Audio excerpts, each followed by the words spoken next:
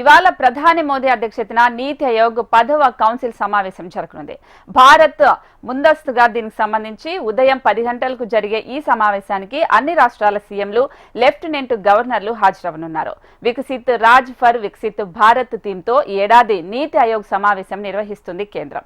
రాష్ట్రాల అలాగే సుస్థిరాభివృద్ధి, ఎంఎస్ఎంఈలకు ప్రోత్సాహం, స్కిల్ డెవలప్మెంట్ పై ప్రత్యేక ఫోకస్ పెట్టనుంది. ఈ మేరకు రాష్ట్రాల నుంచి అభిప్రాయాలు సేకరించడంతో పాటు వికసిత్ భారత్ లక్ష్యాలను చేరుకునేందుకు తీసుకోవాల్సిన చర్యలను ప్రధాని మోదీ రాష్ట్రాల సీఎంలకు వివరించనున్నారు. ఇక ఈ నీతి ఆయోగ్ సమావేశానికి తెలుగు రాష్ట్రాల సీఎంలు కూడా హాజరు కానున్నారు.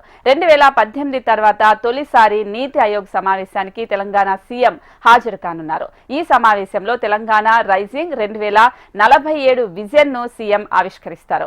పెట్టుబడుల సాధన, మౌలిక వసతుల అభివృద్ధికి తీసుకుంటున్న చర్యలను వివరిస్తారు. ఇక ఏపీ నుంచి రాష్ట్ర ప్రభుత్వ ప్రణాళిక, నీటి ప్రాజెక్టులు ఎజెండాగా నీతి ఆయోగ్ సమావేశానికి సీఎం చంద్రబాబు కూడా హాజరు కానున్నారు.